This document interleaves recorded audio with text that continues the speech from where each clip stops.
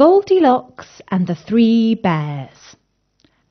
Once upon a time there were 3 bears who lived together in a house of their own in a wood. One of them was a little small wee bear, and one was a middle-sized bear, and the other was a great huge bear. They had each a pot for their porridge, a little pot for the little small wee bear, and a middle-sized pot for the middle bear, and a great pot for the great huge bear.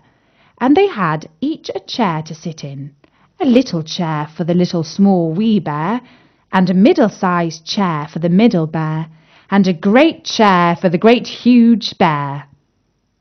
And they each had a bed to sleep in, a little bed for the little small wee bear, and a middle-sized bed for the middle bear, and a great bed for the great huge bear. One day, after they had made the porridge for their breakfast and poured it into their porridge pots, they walked out into the woods while the porridge was cooling, that they might not burn their mouths by beginning to eat it too soon. And while they were walking, a little girl came into the house. This little girl had golden curls that tumbled down her back to her waist, and everyone called her Goldilocks. Goldilocks had been walking through the woods on her way to her grandmother, but she had taken a shortcut and lost her way. After wandering around the woods for a very long time and starting to despair of ever seeing her grandmama or her parents again, she came across a little house. She was very relieved, because she was certain that whoever lived in the house would help her. You see, she did not know that the house belonged to the 3 bears. Goldilocks went up to the house and knocked on the door, but nobody answered.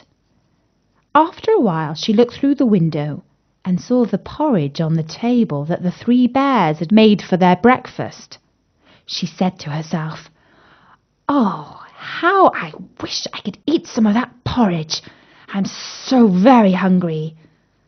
Now, perhaps Goldilocks should have waited till the bears came home, and then perhaps they would have asked her to breakfast, for they were good bears, a little rough or so, as the manner of bears is, but for all that very good-natured and hospitable. But Goldilocks did something rather naughty. She tried the latch on the door of the house and found that it was open. Because, you see, the bears didn't expect that anyone would come along and steal their porridge, and so they hadn't bothered to lock the door of the house when they went out. Goldilocks went inside. First she tasted the porridge of the great huge bear, and that was far too hot for her.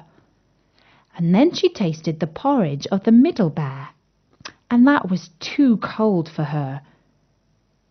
And then she went to the porridge of the little small wee bear and tasted that. And that was neither too hot nor too cold, but just right. And she liked it so well that she ate it all up. Then the little Goldilocks sat down in the chair of the great huge bear, and that was too hard for her. And then she sat down in the chair of the middle bear, and that was too soft for her. And then she sat down in the chair of the little small wee bear, and that was neither too hard nor too soft, but just right. So she sat till the bottom of the chair came out, and down she came, plump upon the ground. And the naughty little girl laughed out loud. Then Goldilocks went upstairs into the bedchamber in which the 3 bears slept. And first she lay down upon the bed of the great huge bear, but that was too high at the head for her.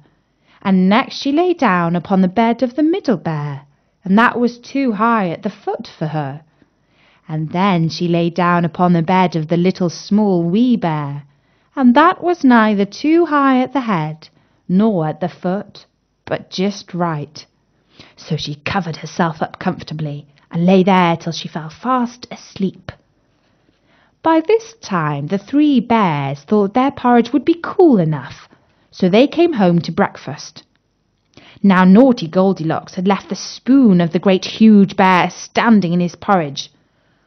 "Somebody has been at my porridge," said the great huge bear in his great gruff voice.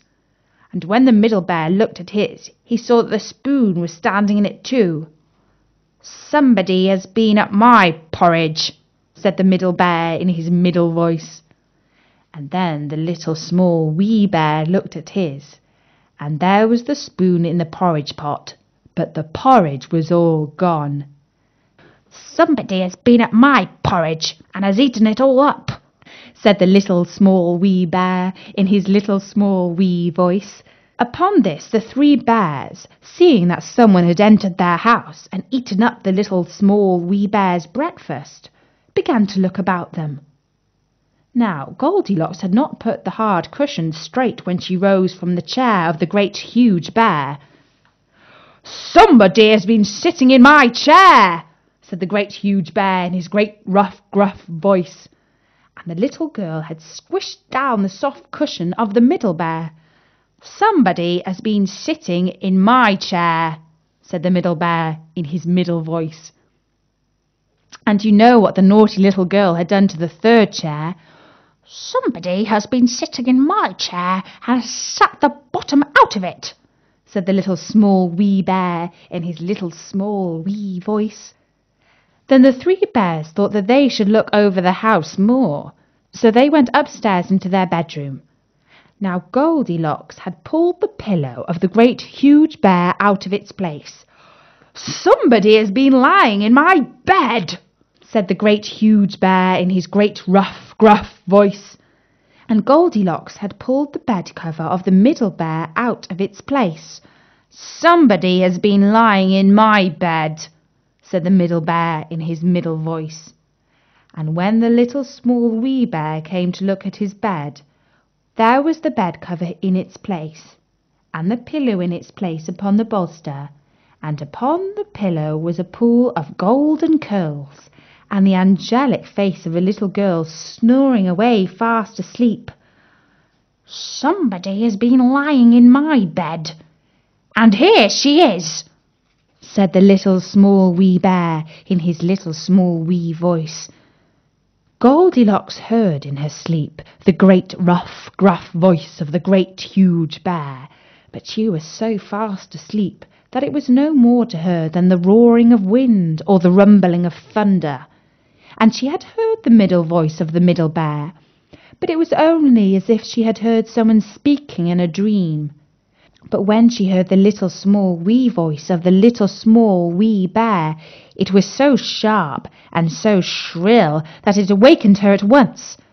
Up she started, and when she saw the three bears on one side of the bed, she had the fright of her life.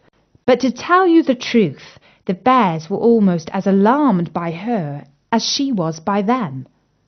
Goldilocks jumped off the bed and ran downstairs, out through the door and along the garden path. She ran and she ran until she reached the house of her grandmamma.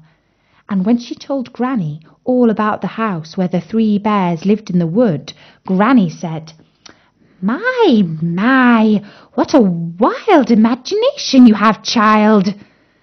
But Goldilocks knew that the story was true. And as for the three bears, from then on, whenever they went out of their little house in the woods, they always locked the door in case Goldilocks came back and stole their porridge again. But they need not have worried about little Goldilocks, for as long as she lived, she never took anything again that didn't belong to her, unless, of course, she had the permission of the owner.